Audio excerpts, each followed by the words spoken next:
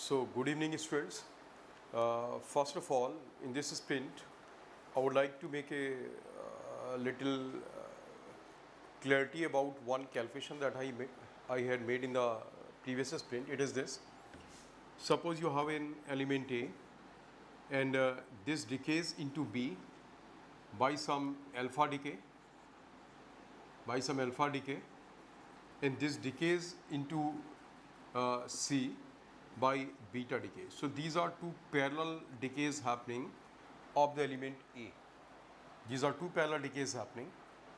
Now see, the question is like, suppose they give you the 34% of decay product is of B and 66% decay product is of A, of C. जो इसमें decay में जो इसकी concentration आती है तो 34% B का है और जो ओवरऑल इसका डिके होगा उसमें से 34% कॉन्सेंट्रेशन बी की होती है और सी की होती है 66%। और इधर रखा कि इसका overall decay constant, the overall decay constant of it is lambda.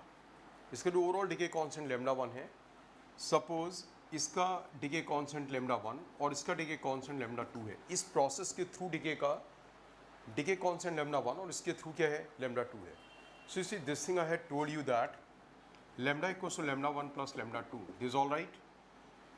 And through this process the half life is T1, through this process the half life is say T2, through this is T1, half life is T1, through this process the half life is T2, then 1 upon T equals to 1 upon T1 plus 1 upon T2, this is also all right। ठीक है, ये दोनों results बताए थे, बिल्कुल ठीक है।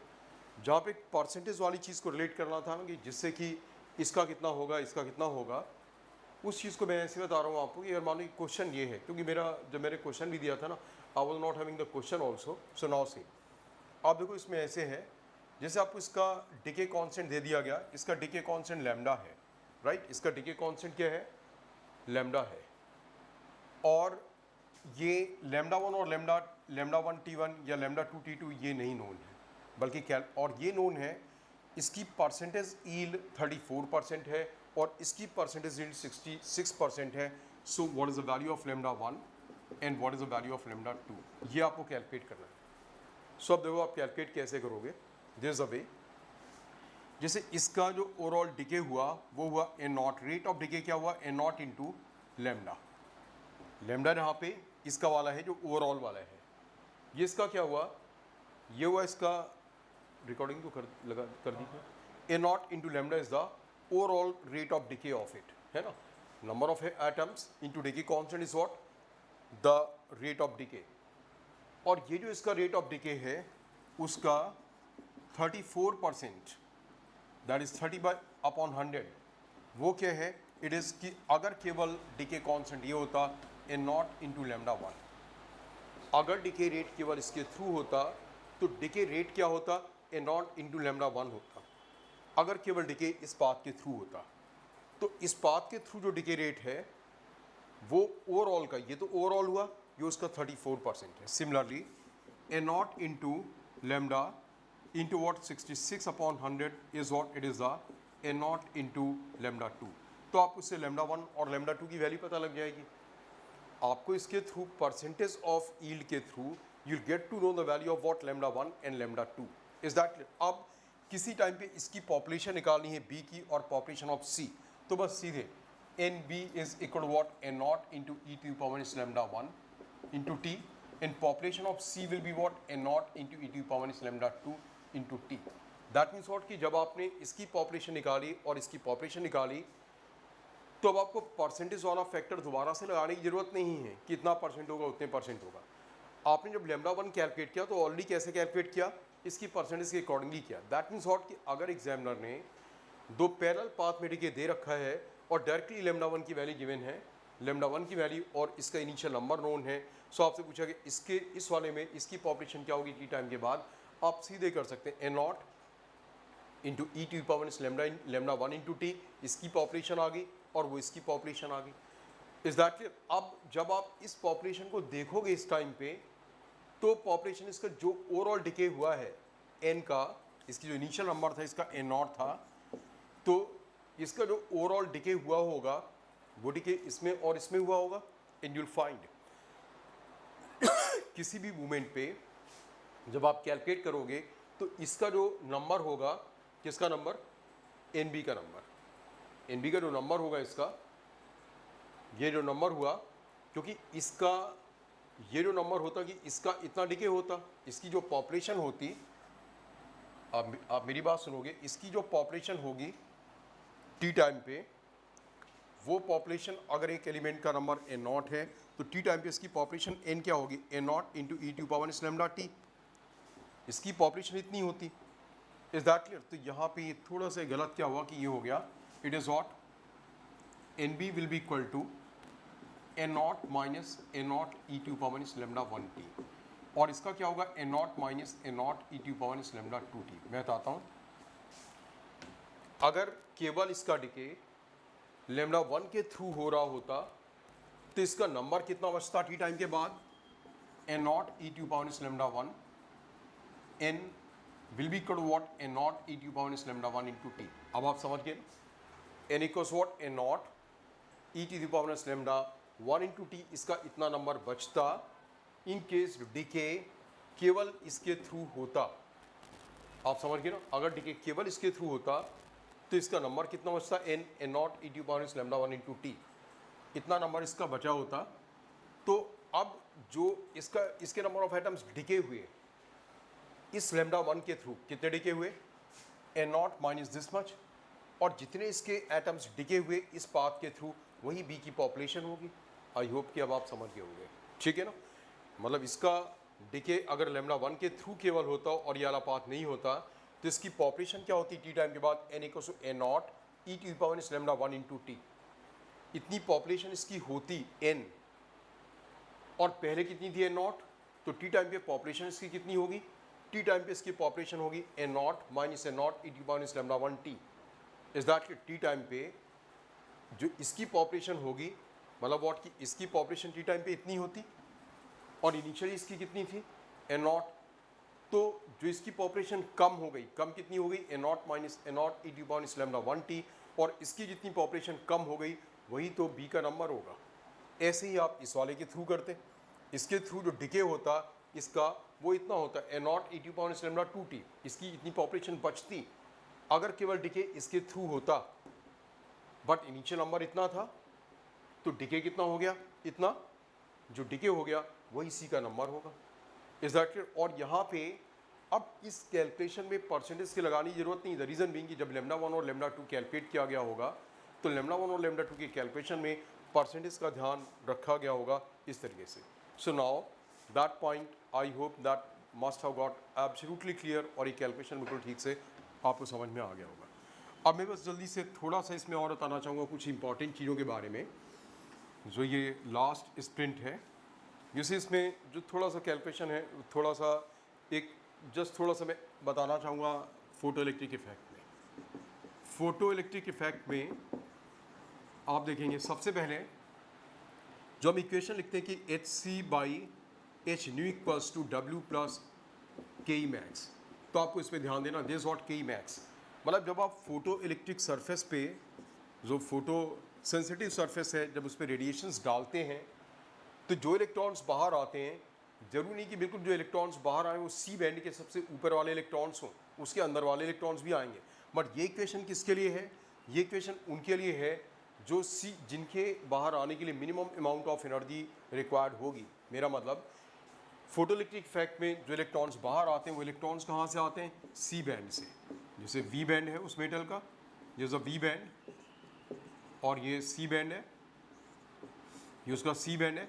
I am not taking that कि v band c band overlap कर रहा है, नहीं कर रहा, मैं अभी यहाँ पे उसमें नहीं जा रहा हूँ, बट सी बैंड में जो इलेक्ट्रॉन्स थे, जब आपने बाहर से लाइट डाली तो वो लाइट क्या होगी, एक इलेक्ट्रॉन एक फोटोन की एनर्जी देगा, मतलब यहाँ पे ये भी बड़ा इंपॉर्टेंट पॉइंट है, एक फोटोन केवल अपना इंटरेक्शन एक इलेक्ट्रॉन से करेगा, मतलब कई सारे फोटॉन्स एक इलेक्ट्रॉन से इंटरेक्शन नहीं कर सकते हैं, और साथ में कि कई सारे इलेक्ट्रॉन्स एक फोटोन की एनर्जी नहीं ले सकते, इससे one to one particle to particle phenomenon, ठीक है, one to one particle to particle phenomenon है। तो अब आप यहाँ पे देखेंगे कि जब आपने फोटॉन्स डाले तो उन फोटॉन्स से याला इलेक्ट्रॉन्स भी मेटल के बाहर आ सकता है, याला भी बाहर आ सकता है, याला भी बाहर आ सकता है।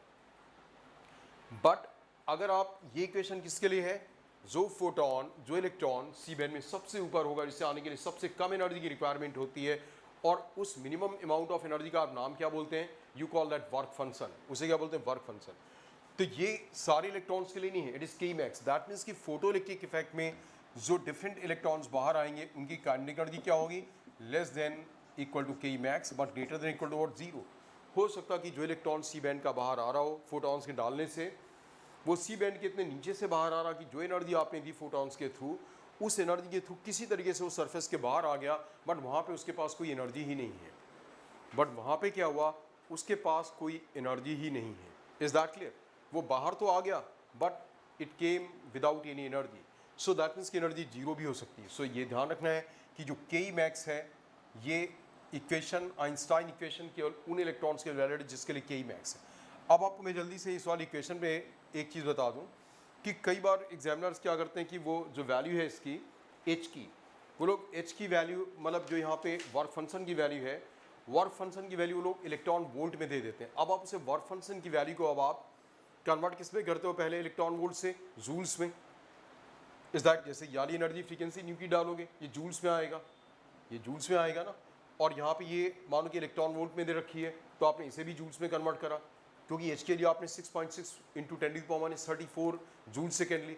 तो अगर आपको वर्क फंक्शन इलेक्ट्रॉन वोल्ट में दे रखा है तो आप सीधे एच की वैल्यू क्या ले लो, एच की वैल्यू फिर उस केस में ले लो, आप लोगे 4.13 into 10⁻4.14 into 10⁻15 minus what 15 electron volt second. आप समझ गए ना? सो मीन्स कि तुम एक डबल कैलकुलेशन से बच जाओगे।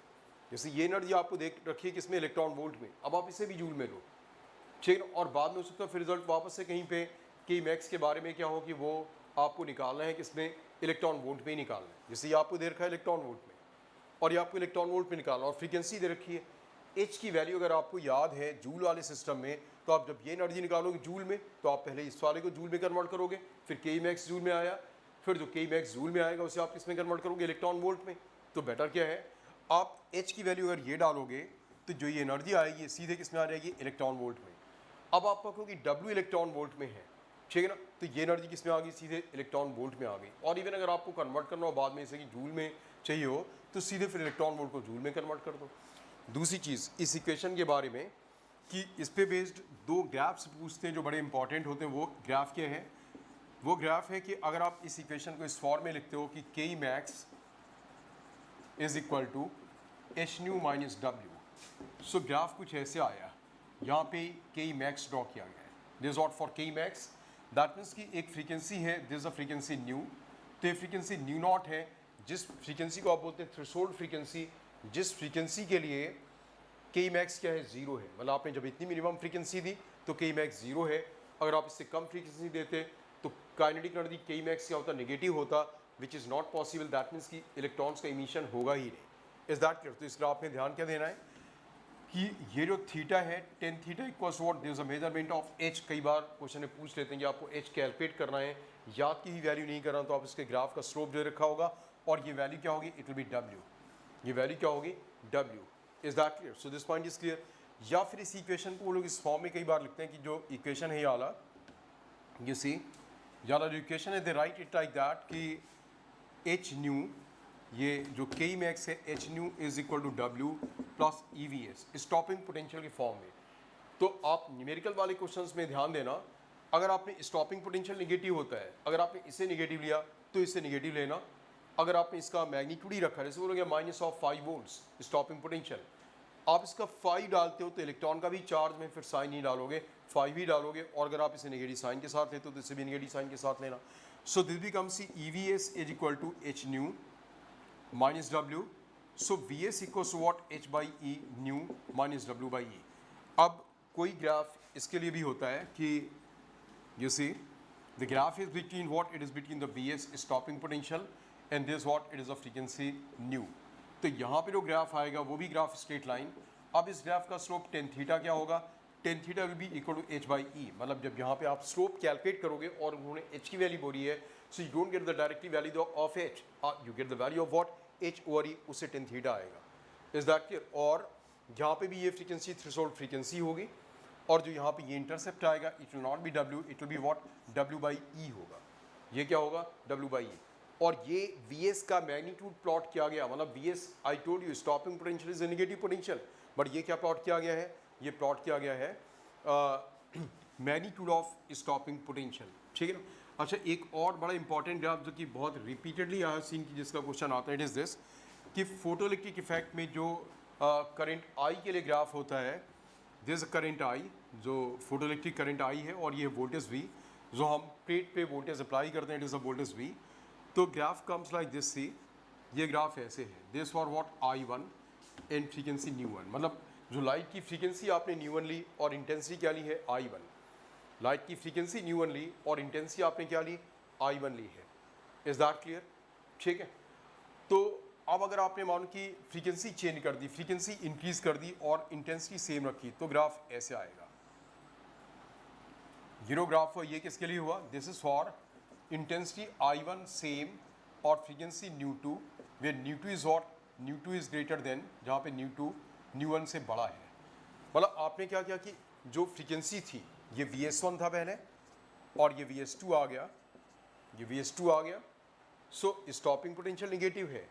और दूसरे केस में जब फ्रीक्वेंसी ज़्यादा हो गई, दैट मीन्स व्हाट कि एक फोटोन की एनर्जी एक इलेक्ट्रॉन को मिलेगी, तो आपने इंटेंसिटी नहीं बढ़ाई, मीन्स आपने नंबर ऑफ फोटॉन्स नहीं बढ़ाए, आपने केवल क्या किया, फ्रीक्वेंसी इंक्रीज़ कर दी। जब आपने फ्रीक्वेंसी इंक्रीज़ की तो एनर्जी इंक्रीज़ हो गई, एनर्जेटिक इलेक्ट्रॉन की एनर्जी ज़्यादा होगी, मोस्ट एनर्जेटिक इलेक्ट्रॉन की एनर्जी, और उससे क्या हुआ, स्टॉपिंग पोटेंशियल इंक्रीज़ हो गया। So we S two V S one से बड़ा होगा। लेकिन जो फोटोइलेक्ट्रिक करेंट है, that depends upon what, how many electrons are ejected, तो दैट मीन्स व्हाट, वो कांस्टेंट रहा I one. Is that clear? अब एक ग्राफ ये ऐसे भी बनता, अगर वो लोग चेंज क्या करते हैं इस ग्राफ में, this is for I two, frequency same रखी न्यू वन, और I two is greater than what, I one, मतलब इंटेंसिटी इंक्रीज कर दी। इंटेंसिटी इंक्रीज करने का मतलब नंबर ऑफ फोटॉन्स ज़्यादा हो गए, तो नंबर ऑफ इलेक्ट्रॉन्स भी ज़्यादा हो गए, और जब नंबर ऑफ इलेक्ट्रॉन्स ज़्यादा हो गए तो फोटोइलेक्ट्रिक करंट भी इंक्रीज हो जाएगी। तो फोटोइलेक्ट्रिक करंट इंक्रीज हो गई, बट क्योंकि मोस्ट एनर्जेटिक इलेक्ट्रॉन की एनर्जी तो फ्रीक्वेंसी पे डिपेंड करेगी, और फ्रीक्वेंसी क्या है, सेम है। तो जब फ्रीक्वेंसी सेम है, सो ये जो स्टॉपिंग पोटेंशियल है वो क्या रह जाएगा, सेम रह जाएगा। अच्छा, एक चीज़ और ध्यान दोगे, जैसे यहाँ पे आपने सोचा कि प्लेट का पोटेंशियल आपने यहाँ पे जीरो कर दिया, अब इलेक्ट्रॉन्स निकल रहे हैं, जो फोटोइलेक्ट्रिक सरफेस है वहाँ पे इलेक्ट्रॉन निकल रहे हैं, आपने सामने वाली प्लेट का पोटेंशियल क्या कर दिया, जीरो कर दिया, तो आपको लगा कि रोकने वाला फैक्टर कोई नहीं है, तो जो भी इलेक्ट्रॉन निकलेगा वो इलेक्ट्रॉन तो यहाँ पहुँचना चाहिए। तो कभी कभी बड़ा sensitive microscopic kind of question क्या हो सकता है, फिर यहाँ पे इस पार्ट में जब आप पॉजिटिव पोटेंशियल करते हो, मतलब सामने वाली प्लेट का पोटेंशियल पॉजिटिव करते हो, तो करंट थोड़ा सा इंक्रीज क्यों होता है। तो इस क्वेश्चन का ऑब्जेक्टिव में आंसर क्या होगा, it will be what, space charge, मतलब व्हाट, जो फोटोइलेक्ट्रिक सरफेस और सामने वाली प्लेट जिसे आप पोटेंशियल देते हो, उसके बीच में जो इलेक्ट्रॉन्स ऑलरेडी जा रहे हैं, तो आगे वाले इलेक्ट्रॉन्स पीछे वाले इलेक्ट्रॉन्स को क्या करते हैं, रिपेल करते हैं। मतलब यहाँ पे बीच में बहुत सारे इलेक्ट्रॉन्स हैं, जो आगे वाले इलेक्ट्रॉन्स पीछे वाले को रिपेल करते हैं, तो दैट इज कॉल्ड व्हाट, जो charges they are called what, space charge. जब आप यहाँ पे पॉजिटिव पोटेंशियल देते हो, तो क्या होगा, कोई भी इलेक्ट्रॉन, रुका हुआ इलेक्ट्रॉन भी क्या होगा, वो यहाँ पे आ जाएगा, जो रुका हुआ इलेक्ट्रॉन है ना वो भी आ जाएगा। इसलिए क्या होगा कि जैसे ही आपने पॉजिटिव पोटेंशियल इंक्रीज़ किया वहाँ पे, तो करंट ऐसा नहीं कि बहुत ज़्यादा इंक्रीज़ हुआ, जो स्पेस चार्ज का अमाउंट ज़्यादा था, जो रुके हुए इलेक्ट्रॉन्स थे या जो इलेक्ट्रॉन्स रुक गए थे, किस वजह से, जैसे पीछे एक इलेक्ट्रॉन बहुत कम वेलोसिटी से आ रहा है, आगे वाले इलेक्ट्रॉन से रिपल्सन मिला और उससे वो इलेक्ट्रॉन रुक गया। अब अगर वो रुक गया तो आगे नहीं जा पाएगा, क्योंकि कोई पॉजिटिव पोटेंशियल नहीं है। तो पॉजिटिव पोटेंशियल देने से जो थोड़ा सा करंट का इंक्रीज हुआ, it is because of what, it is because of space charge, ये स्पेस चार्ज है। अब एक कैलकुलेशन और देखोगे आप, वो कैलकुलेशन जैसे आपसे बना रही कि आर रेडियस का एक स्फीयर है और इसका मेटल का वर्क फंक्शन डब्ल्यू है, आपने आई इंटेंसिटी की रेडिएशन इसमें डाले, आपने क्या किया, आई इंटेंसिटी की रेडिएशन इसमें चारों तरफ से डाले, वर्क फंक्शन डब्ल्यू है, और ये बोला गया कि कितनी देर के बाद इससे फोटो, मतलब इंटेंसिटी जो आपने डाली, फ्रीक्वेंसी न्यू है, frequency is not new radiations की, और फ्रीक्वेंसी इसके थ्रेशोल्ड फ्रीक्वेंसी से ज़्यादा हैं, इलेक्ट्रॉन्स आर बीइंग इजेक्टेड।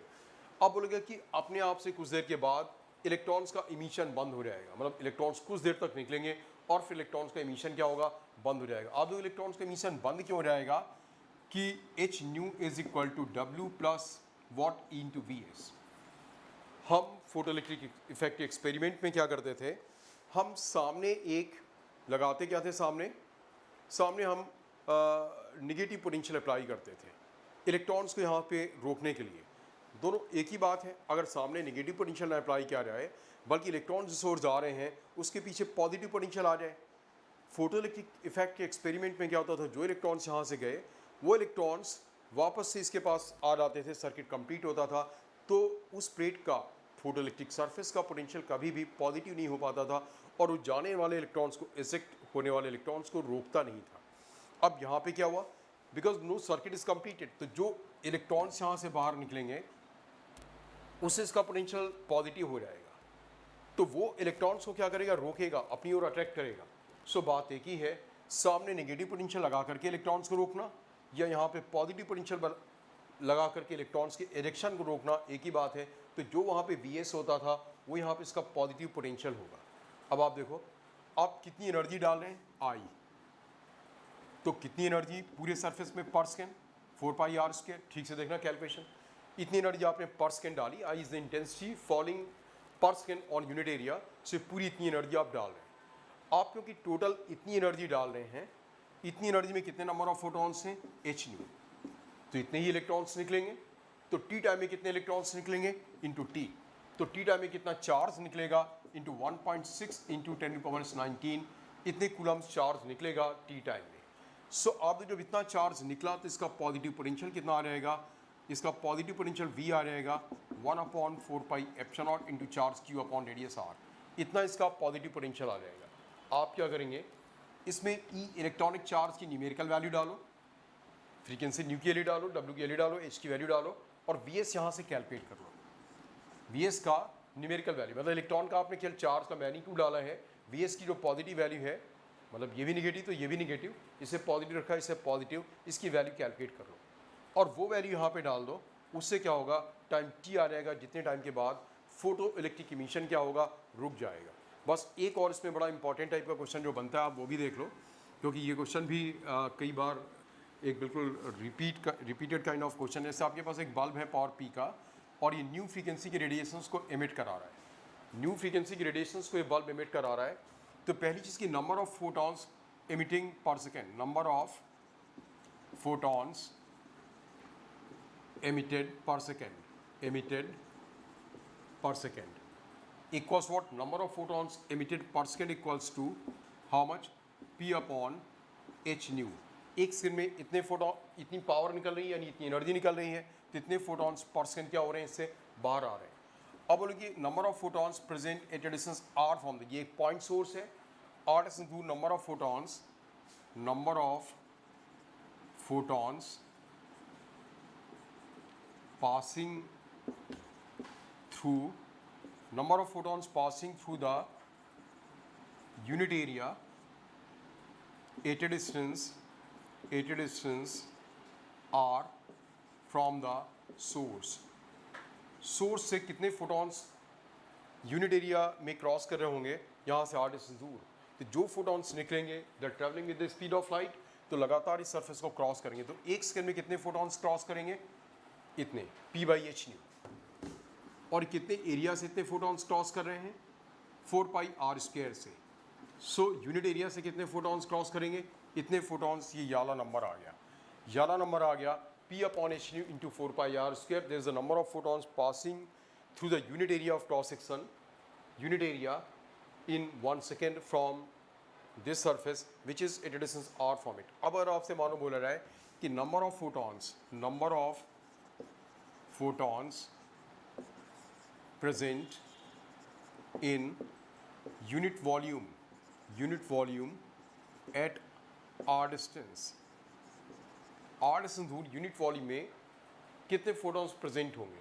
अब जो फोटॉन्स यहाँ से निकले वो फोटॉन्स लाइट की स्पीड से आगे बढ़ रहे हैं, तो जो फोटॉन्स हर एक सेकेंड यहाँ पहुँच रहे हैं उनका नंबर कितना हुआ, P/h न्यू। ठीक से देखना है, इतने फोटॉन्स हर सेकेंड यहाँ पहुँचे और वो फोटॉन्स यहाँ से फर्दर dt टाइम में कितनी डिस्टेंस ट्रेवल करेंगे चारों तरफ c dt, वो चारों तरफ कितनी डिस्टेंस ट्रेवल करेंगे c dt टाइम में।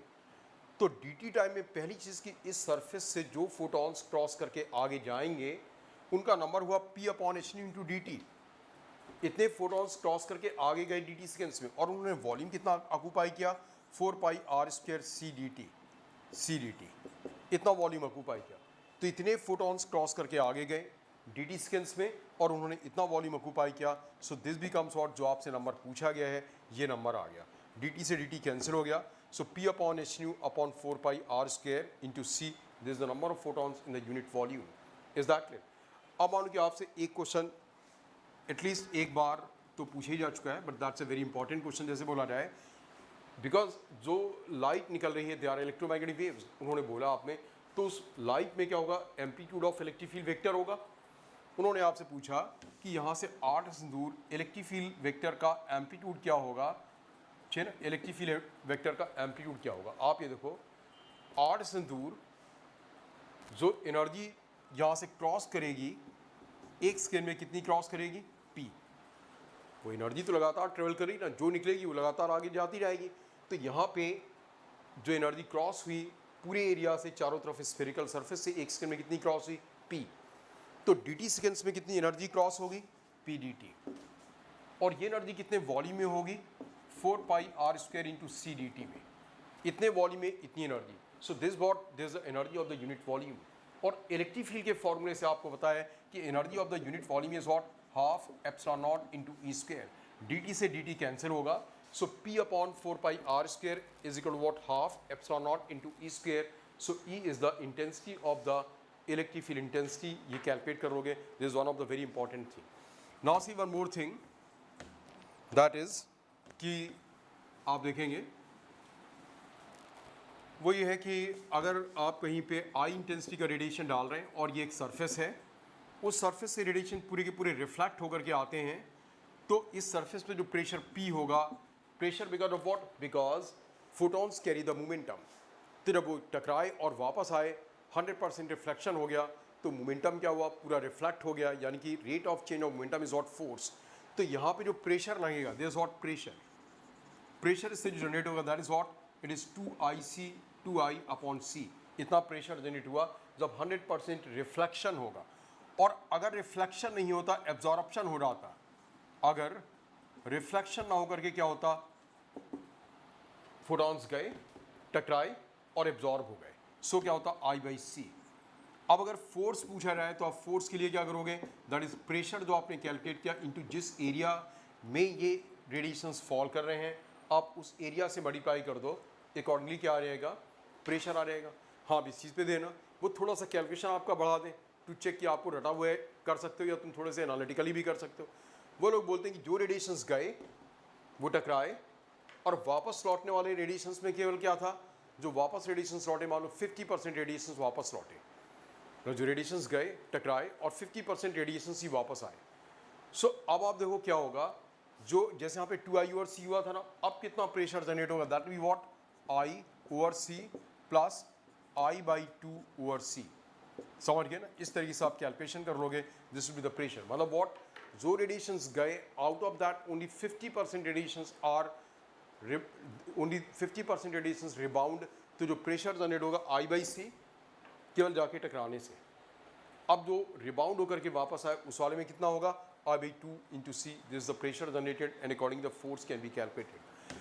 अच्छा, अब जो है ना कि इसके बाद एटॉमिक फिजिक्स में मतलब एटॉमिक फिजिक्स में भी आपको एनर्जी का फार्मूला और जो फंडामेंटल पोस्टुलेट्स एंड ऑल, इस कहाँ से एक्साइटेशन कैसे होगा, फिर डी एक्साइटेशन धीरे धीरे कैसे होता है, एक साथ होगा, एक्साइटेशन ग्राउंड लेवल से ही अपर लेवल तक होगा। आपको वो चीज़ें एटॉमिक फिजिक्स में याद रखनी है, रेडियस का फार्मूला याद रखना है, एनर्जी का फार्मूला याद रखना है। और देखो जो बोर्स लॉ है वो फंडामेंटल, बोर्स लॉ में क्या है, दो चीज़ें, MBR इक्वल्स टू NH/2π, एक ये हुआ, और दूसरा क्या था, जो रदरफोर्ड का कॉन्सेप्ट लिया गया था कि 1/4π epsilon naught into ZE square upon R square is equal to what, MV square by R। इन दो इक्वेशन से सारी चीज़ों का कैलकुलेशन, चाहे एनर्जी का हो चाहे रेडियस का हो, तो आपको रेडियस का फॉर्मूला याद होना चाहिए, एनर्जी का फॉर्मूला याद होना चाहिए, और फिर आप उससे बाकी सारी चीज़ें कैलकुलेट कर सकते हो। जैसे वेलोसिटी इलेक्ट्रॉन की एक ऑर्बिट में वेलोसिटी v, ठीक है ना, तो वेलोसिटी v क्या हुआ, because you know mv/r equal to nh/2 आपको रेडियस r का फॉर्मूला याद है, तो इससे क्या होगा, वेलोसिटी v का फॉर्मूला आ जाएगा।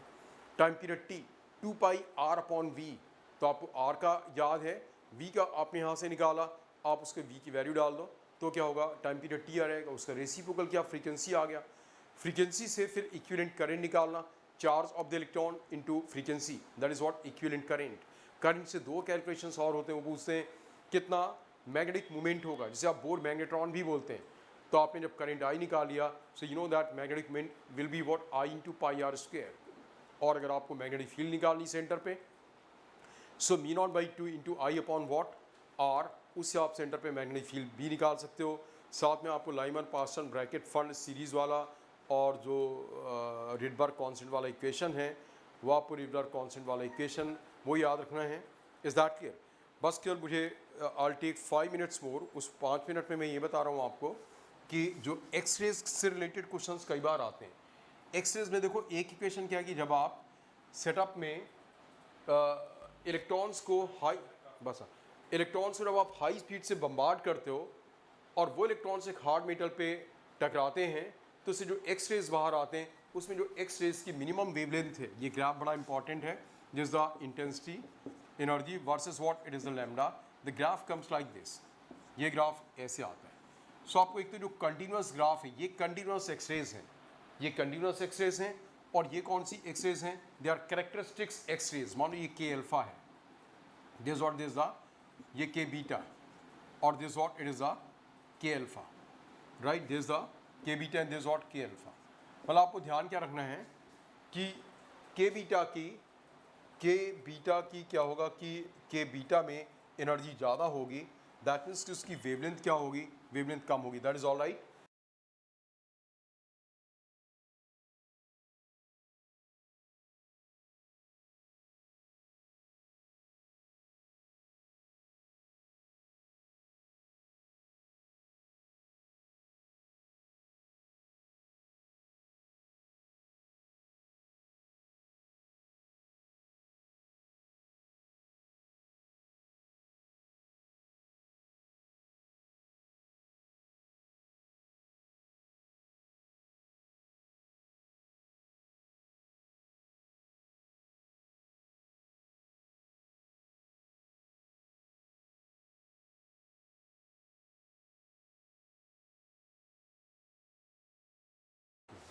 हाँ, सो जस्ट मैं ये बताता हूँ आपको। तो आप देखिए से जो है ना, ये करेक्टरिस्टिक्स एक्स रेज हैं, इंटेंसिटी ज़्यादा होगी के अल्फा की, बट लेमडा छोटा किसका होगा, के बीटा का, और लेमडा बड़ा किसका होगा, के अल्फा का। ठीक है, तो एक तो इस वाले पे जो लेमडा मिनिमम है कैसे निकालते हो, this the E V is equal to H C by lambda minimum.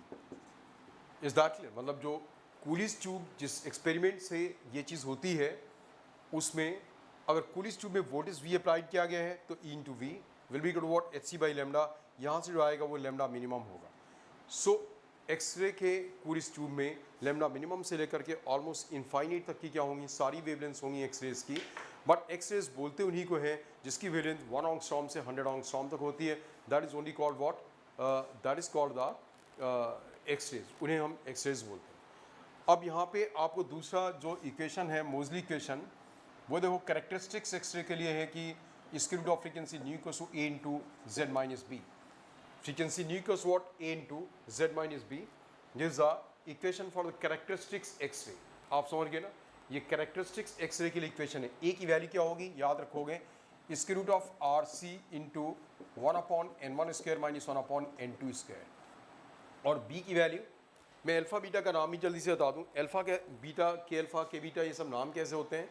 तो जैसे यहाँ पे ट्रांजिशन कैसे होता है कि आपने कैरेक्टरिस्टिक्स एक्सरे के बारे में बता रहा हूँ मैं। आपने क्या किया कि कोई इलेक्ट्रॉन जो है बम्बार्ड किया और उससे फर्स्ट ऑर्बिट का n=1 था, ये यहाँ का इलेक्ट्रॉन नॉकआउट हो गया। तो ये सीरीज़ होगी के एल एम एसेट्रा। कैसे, अगर फर्स्ट ऑर्बिट का इलेक्ट्रॉन, बम्बार्डेड इलेक्ट्रॉन ने फर्स्ट ऑर्बिट के इलेक्ट्रॉन को नॉकआउट किया तो सीरीज होगी के सीरीज, सेकेंड ऑर्बिट के इलेक्ट्रॉन नॉकआउट किया तो एल सीरीज, थर्ड ऑर्बिट के इलेक्ट्रॉन नॉकआउट किया तो that will be what M series. अब उसका प्लेस ऑक्यूपाई करने के लिए, जैसे फर्स्ट ऑर्बिट के इलेक्ट्रॉन नॉकआउट हुआ और उसका प्लेस ऑक्यूपाई करने के लिए सेकेंड ऑर्बिट से इलेक्ट्रॉन आ गया तो हम बोलेंगे के alpha, that will be what के अल्फा।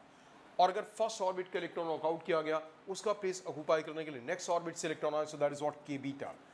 इस तरीके से के गामा। तो वो लोग अगर आपको एक एक्सरे का नाम दे दें तो आप उस नाम के थ्रू ए की वैल्यू निकाल सकते हो, n1 और n2। तो जब आपको एक्सरे का नाम दे देंगे तो पता लग जाएगा ना कि n1, जैसे आपको एक्सरे का नाम दे देगा, मान लो for example L beta. L beta का मतलब सेकेंड ऑर्बिट के इलेक्ट्रॉन नॉकआउट किया गया तो n1 क्या आ गया, 2 आ गया, और उसका प्लेस ऑक्यूपाई करने के लिए नेक्स्ट से नेक्स्ट, मतलब यहाँ से आता तो एल अल्फा, यहाँ से आएगा तो एल बीटा, तो n2 क्या आ गया 4। आप ए की वैल्यू निकालोगे, इससे ए की वैल्यू आ रहेगी। Is that clear? सो एक तो यहाँ पे लैम्डा मिनिमम वाली चीज़ हुई एक्सरे के एक्सपेरिमेंट में, और दूसरी चीज़ क्या हुई, ये के अल्फा और जो के बीटा से ए की वैल्यू निकालो। और बी की वैल्यू कैसे निकालते हो, क्योंकि यहाँ पे हम मॉडल को कन्वर्ट किस में करते हैं, बोर मॉडल को बस कन्वर्ट किस में करते हैं, जो हैवी एटम के लिए है, हार्ड मेटल के लिए, इसे बोर मॉडल में कन्वर्ट करते हैं। तो होता क्या है, जैसे फॉर एग्जांपल हमने फर्स्ट ऑर्बिट से इलेक्ट्रॉन नॉकआउट किया, फर्स्ट ऑर्बिट्स, तो अब अंदर का पूरा पार्ट क्या होगा, मतलब सेकेंड ऑर्बिट के इलेक्ट्रॉन को अंदर आना है, तो जो इलेक्ट्रॉन अंदर आएगा वो इलेक्ट्रॉन क्या, उस इलेक्ट्रॉन को क्या लगेगा कि जैसे मैं अकेला इलेक्ट्रॉन हूँ तो अंदर के पूरे पार्ट को न्यूक्लियस की तरह डील करेगा। तो न्यूक्लियस में जेड प्रोटॉन्स हैं और एक इलेक्ट्रॉन फर्स्ट ऑर्बिट में बच गया तो उसे न्यूक्लियस में इलेक्ट्रॉन्स कितने मिले, न्यूक्लियस में प्रोटॉन्स कितने मिले, एक तरीके से Z-1। सो यहाँ पे जो होता ना Z-B, तो B क्या हो गया, 1 हो गया। अब मान लो कि इसी केस में आपका इलेक्ट्रॉन नॉकआउट किया गया, वो नॉकआउट किया गया फर्स्ट ऑर्बिट का, और इलेक्ट्रॉन थर्ड ऑर्बिट से आता, तो थर्ड ऑर्बिट के इलेक्ट्रॉन को फर्स्ट सेकेंड ऑर्बिट में तो पूरे 8 इलेक्ट्रॉन्स मिलते, और फर्स्ट ऑर्बिट में 2 थे, 2 में से एक नॉकआउट कर दिया गया, एक बचा, तो उसे अंदर इलेक्ट्रॉन्स कितने दिखते, 8 + 1 9। कितने दिखते, 8 + 1 9। तो उस इलेक्ट्रॉन को जो थर्ड ऑर्बिट का अंदर आ रहा है, न्यूक्लियस का इफेक्टिव चार्ज क्या आ गया, Z-9, तो बी की वैल्यू क्या आ गई, 9। So all the best students. Now कुछ चीज़ें फॉलो करेंगे आप कि आपका जो रिवीजन है टाइमली कंप्लीट हो जाना चाहिए, सो दैट कि आप बार बार किसी कॉन्सेप्ट में कंफ्यूज नहीं होते हैं, वहाँ पे सेंटर पे टाइम से पहुँचना। और साथ में कि सबसे बड़ी चीज़ ये याद रखना कि जेईई मेन के पेपर में जैसे होता है ना कि आप सोचिए बड़ा स्टोरी बेस्ड, कहीं कोई कैलकुलेशंस का बहुत बड़ा, ऐसे क्वेश्चंस यूजुअली नहीं आते। और आपको सबसे बड़ी चीज़ क्या है आपके वहाँ पे काम आएगी, योर कॉन्फिडेंस। जो बहुत हाई लेवल के बच्चे हैं, जो मानो सोच रहे हैं टॉप 10 में रैंक लाना और नहीं रैंक टॉप 100 में लाना एक्सेट्रा, उनके लिए obviously that preparation is not done in 1 day. They know it very well कि वो उनकी काफ़ी प्रिपरेशन हो गई होगी, केवल वहाँ पे उन्हें अपने को बड़ा कॉम्पोजिट फॉर्म में प्रेजेंट करना होगा। They will have to present in the very composite form की yes they are like all India toppers. But बहुत से दूसरे बच्चों के लिए मेरी एडवाइस है कि आप ये नहीं कि फिजिक्स में 25 क्वेश्चन है, मैथ्स में 25 और केमिस्ट्री में 25 क्वेश्चन, तो आप सारे क्वेश्चन अटेम्प्ट करोगे। अगर आप एक सुटेबल नंबर ऑफ, जैसे आपको 25 क्वेश्चन है, सपोज यू प्लान कि आप 25 में से केवल आप 15 क्वेश्चन का टारगेट रखते हो कि आप 15 क्वेश्चन, ऑब्वियसली सारे होते रहेंगे तो आप करोगे ही करोगे 15 क्वेश्चन, तो उनके ओवरऑल 75 क्वेश्चन हो गए। तो अगर आप 75 क्वेश्चन अटेम्प्ट करोगे, वो 45 क्वेश्चन अटेम्प्ट करोगे, तो आपको एक क्वेश्चन के टाइम भी ज़्यादा मिल रहा है, कैलकुलेशन का भी टाइम ज़्यादा मिलेगा, फॉल्ट होने का चांस कम है। और जो दूसरी सबसे बड़ी चीज़ हो रही है कि आपको बहुत जल्दबाजी नहीं होगी, जिससे कहीं आप गलत कॉन्सेप्ट लगा रहा तो कहीं कुछ है, ऐसा नहीं होगा। और उतने क्वेश्चन से भी क्या होता है, बहुत अच्छा रिस्पेक्टेबल स्कोर आ जाता है। बहुत से बच्चे इस एग्ज़ाम्स में जा करके उतने कंपोज्ड नहीं हो पाते, और उसकी वजह से क्या होता है, जो स्किल्स उनके हैं, वो पूरी नॉलेज जो उन्होंने इतने बड़े टाइम में अपनी जनरेट की है, वो पूरी यूज़ नहीं कर पाते। सो टाइम से पहुँचना, क्योंकि खासतौर से फिजिकल डिस्टेंसिंग का ध्यान रखना कि आप बिल्कुल 11th आवर पे वहाँ पहुँचे और सेंटर पे घुसने के लिए क्या हुआ, बड़ी भीड़ लगी हुई है, और आप वैसे में क्या हुआ, आप बिल्कुल धक्का मुक्की वाली चीज़ें, तो आप फिजिकल डिस्टेंसिंग मेंटेन नहीं कर पाएंगे। इसलिए क्या होगा, टाइम से पहुँचो ताकि टाइम से अपनी सीट पे पहुँच जाओ, और साथ में कॉम्पोजिट भी रह पाओगे। जब आप अपनी सीट पे एटलीस्ट आप 15 से 20 मिनट पहले पहुँच जाओगे, तो आप वहाँ के एनवायरनमेंट से और सारी चीज़ों से एक्वेंटेड हो जाओगे और यूल बी मोर कंपोज्ड। सो मैंने क्या बोला जो नॉलेज आपको एक्वायर करनी थी, आपने ऑब्वियसली नॉलेज एक्वायर कर लिया, आपने लॉट ऑफ रिवीजन भी कर लिया होगा सारी चीज़ों में। अब आपको केवल क्या करना कि you have to make the balance, वहाँ पे कॉम्पोजिट होकर के वो पूरी नॉलेज, पूरे कैलकुलेशन के ट्रिक्स और अपनी पूरी इंटेलिजेंस को वहाँ पे यूज़ कर पाओ। So all the best, go for it and do very very well, do your best.